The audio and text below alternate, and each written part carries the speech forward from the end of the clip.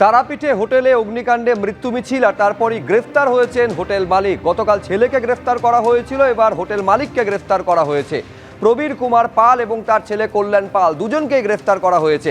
অনিচ্ছাকৃত খুন, গাফিলতি সহ একাধিক ধারায় মামলা রুজু হয়েছে। তারাপীঠ অগ্নিকাণ্ডে স্বতঃপ্রণোদিত মামলা রুজু করেছে পুলিশ। গতকাল আপনারা জানেন এই বিদেশিনী হোটেলে বিধ্বংসী অগ্নিকাণ্ড, যার জেরে মৃত্যু হয় 9 জনের, 2 শিশুসহ আলিপুরদুয়ার ও মেঘালয়ের 9 পুণ্যার্থী জীবন্ত দগ্ধ হয়ে প্রাণ হারান। স্টিফেন কোর্টের ছায়া ধরা পড়েছে তারাপীঠে, যেখানে সিঁড়িতেই পুড়ে একাধিক মৃত্যুর ঘটনা ঘটে।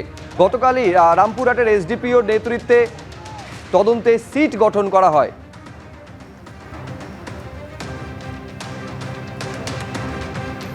কবিতা কি বলবেন? কি বলবেন? কবিতা কি বলবেন?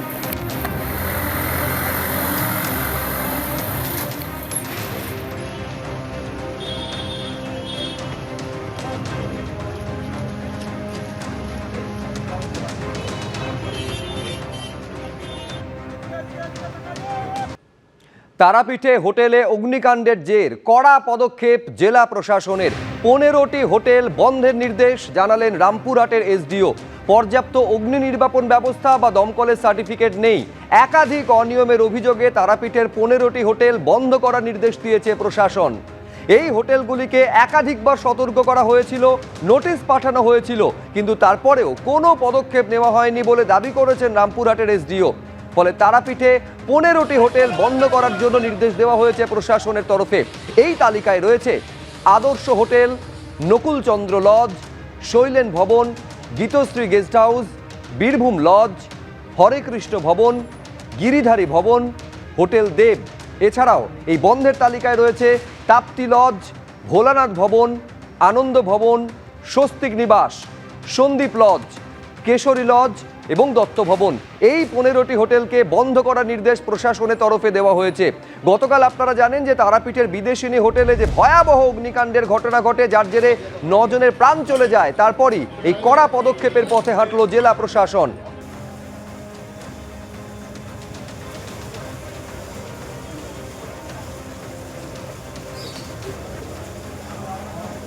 পাঁচটা টিমের ফরমেশন করছি।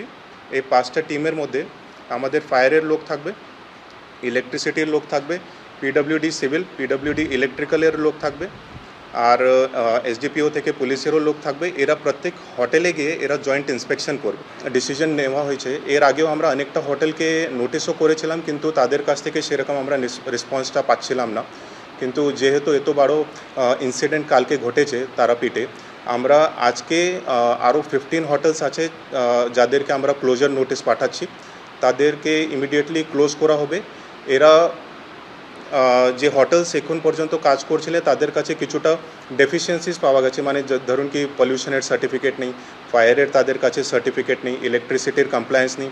এদেরকে অনেকবার নোটিশ করা হয়েছে আগে, যেহেতু এরা কমপ্লায়েন্স করছে না, তার জন্য আমাদেরকে এই ইনসিডেন্টের পরে এইটা স্ট্রিক্ট অ্যাকশন আজকে নিতে হচ্ছে।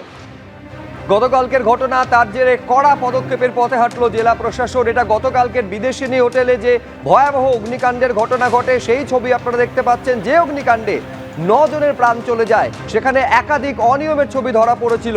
সেখানে এক্সিট গেট যেটা ছিল, সেই এক্সিট গেট বা ছাদে যাওয়ার গেটে তালা বন্ধ ছিল। এমনকি হোটেলে যারা কর্মীরা ছিলেন তাদের কাছে সেই তালার চাবিটুকু পর্যন্ত ছিল না। যথাযথ অগ্নি নির্বাপন ব্যবস্থা ছিল না, এবং তারপর অনিয়মের অভিযোগ এবং এই কড়া পদক্ষেপের পথে জেলা প্রশাসন হাঁটল। 15টি হোটেলকে বন্ধ করে দেওয়ার নির্দেশ দেওয়া হয়েছে। এবিপি আনন্দ, এগিয়ে থাকে, এগিয়ে রাখে।